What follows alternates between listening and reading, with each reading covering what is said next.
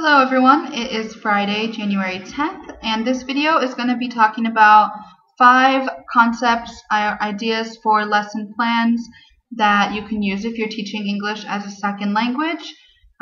It might be interesting to those of you that are interested in doing this type of program or already doing one. If not, it might not be interesting, I don't know, but you can watch if you want. So I'm going to jump right in. I just tried to do it and it got way too long, so I'm going to start over. The first idea is holidays, and it's very basic, very simple, and usually pretty interesting for the students.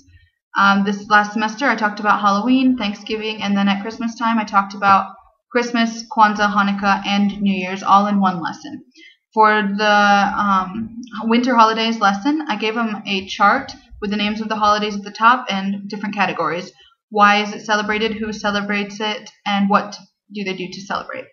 And then I let them fill it out. You could do something more structured with actual phrases and fill in the blanks, but you have to make sure you touch on those exact phrases and vocabulary if you do that. I found that giving them some kind of sheet to fill in, no matter what form it is, it does motivate them to stay focused because a lot of them feel compelled to fill it out. When I was a student, if you give me a blank paper with blanks in it or a chart to fill out, I feel compelled to fill it out because I don't like to leave it empty. You still have some students who don't really care at all, but and my class I don't give grades, so it's difficult sometimes to keep them focused and motivated. But I found giving them a worksheet does help do that sometimes. Holidays coming up, there aren't as many interesting ones in the second semester, but you could talk about Valentine's Day, Easter. Easter is definitely more commercialized in the US, so that's an interesting aspect, and I plan to talk about Easter with my students. St. Patrick's Day also, I don't think that they really celebrate St. Patrick's Day here. You could talk about the differences for Mardi Gras also if you wanted. It might not be enough to make a whole lesson, but it's something interesting to incorporate on that day if you wanted. Another lesson that I did that was actually semi-suggested by a student was talking about job market application. So I had a student suggest that they wanted to learn how to do a resume. This was a younger student, and it wasn't really practical for that class to do a resume, but I did incorporate the concept. I gave them an example resume. I gave them a job application example, a Burger King job application, just to get a basic sense of the structure and what kind of questions are on a job application. With an older class who are actually beginning their professional career, you could incorporate actually creating a resume. But since I don't give grades, I knew a lot of my students wouldn't be motivated to actually create a resume, and a lot of it is it just would take a large chunk of class time, and I didn't think a lot of them would really benefit from doing it. But if you have an older class, it might be good for them to have their English resume. What I did do in the class, so I gave them the example resume, the example application, and I talked about some job-related vocabulary. So what I really tried to give them was positive characteristics and adjectives that they could use to describe themselves in a job interview. So after this, I had them create a job interview dialogue.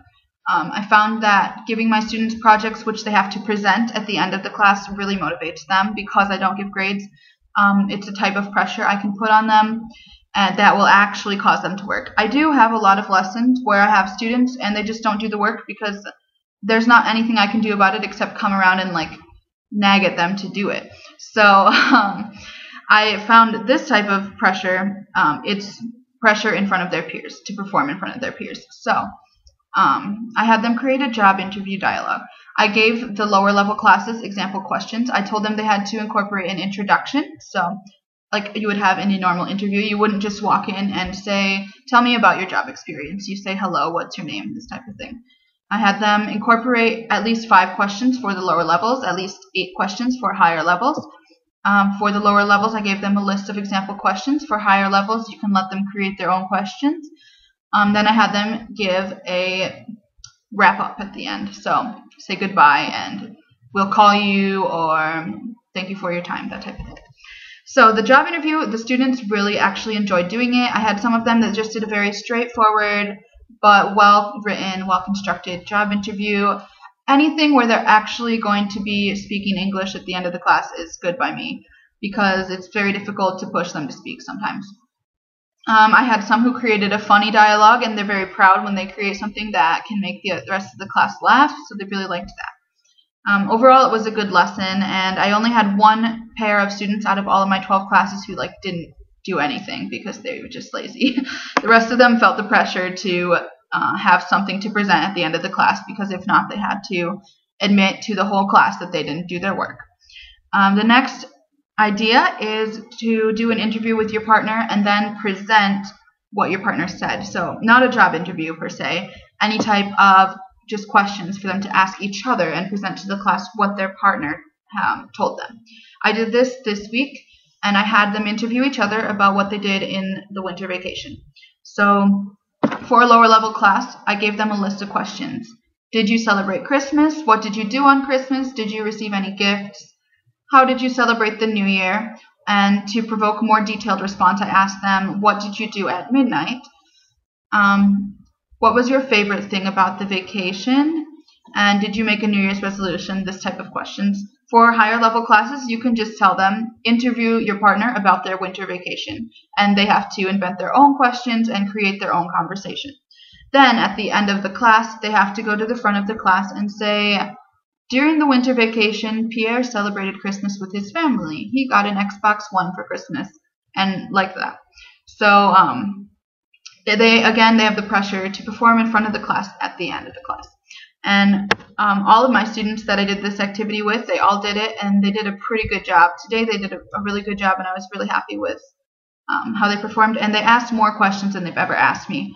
A lot of the time, they just stick to the same vocabulary they always use. And this time they really asked a lot of questions, and some of them were forced to ask questions, for example, about the Christmas gifts. I had a lot of them asking me how to say perfume, jewelry items, that type of thing, clothing items. So it was really good, and they actually learned quite a bit. Next idea is a debate, and I really like this, and I'm planning to do some more debate topics this semester. I've only done one so far, and I've only done it with my higher level classes. I think it definitely works better with a more advanced class because they can go more in depth, but you could try it with a lower level class if you have a topic that has a lot of points. The most difficult thing for them is to come up with an extensive list of points for their point of view. The debate topic I did do already was video games. It was very straightforward and simple. I had one side of the class say that video games are good and one side say that video games are bad. The class before, I had them read 2 different articles about video games, one positive and one negative. So that can help to prepare them. But for a topic like video games, you could really have them go in without reading any articles, because everybody can come up with a few good and bad things about video games. But I had them be a bit more researched because it was a more advanced class and I thought it was interesting. The way I structured the debate, you could structure it in many ways. The way I structured it, I had them divided into 2 teams, of course, and then they picked one student to present their points of view. So they had 2 minutes to present, each group. After that, they had 2 minutes to regroup and form a rebuttal, so to oppose what the other team already has said. Then they had to choose a different representative from their group to present the rebuttal. So this way you have at least 2 students from each team that are actually talking. If you wanted all of the students to talk, you could have them each present one of the points, each student present a point. It could be a bit more complicated and not as true to a real debate in this sense, but it could still be interesting if you want them all to be forced to talk. Some other topics I'm thinking of doing with my students this next semester are the legalization of marijuana, because I know that some of my students smoke marijuana because they have told me, and so I think it will be an interesting topic for them that they will actually be maybe slightly passionate about. It's also just an interesting topic in politics today, so there's a lot of articles out there about it, so I can have them read about it first to be informed and then argue about it. Another topic is the idea of having Spanish as a second language in the U.S. This is a topic that probably most of my students in France have not been exposed to, but might be interested in. It's not really a popular debate right now, but it's definitely something to think about, and I've seen some articles about it and heard people talking about it. So obviously we have a growing Spanish-speaking population in the U.S., and it's something to consider. So I think that would be an interesting debate as well. The last idea for class activities is games. And you can have really simple games that are just incorporated into your lesson, or you could have a longer, more complicated game that takes the entire lesson. My classes are conversation classes. So basically, if I have the class speaking, that's the best thing for them. So some games, that's good, because if it's a game that involves a lot of speaking, then it's fine if I make the entire lesson just that game. So one game is Pictionary. This one, it's more lower level classes because it does not involve a lot of speaking. This is good if you're working on certain vocabulary. I did it for Halloween with my lower level classes. The only speaking in it, obviously, is guessing the vocabulary words. So it's not the best if you want them to be speaking, but if you have a lower level class and you want them to actually learn the new vocabulary, it's pretty good. You can have another picture game that involves a lot more speech, is a picture description game. You pick one student and ask them to go to the board, and you give the rest of the class a picture, the same picture for the whole class. Then the class has to describe to the student at the board how to draw it, and they have to try to reproduce it on the board. I've done this a couple different ways. You can ask for a volunteer who likes to draw. If you have a student who likes to draw, it can be really fun because the pictures can turn out pretty interesting.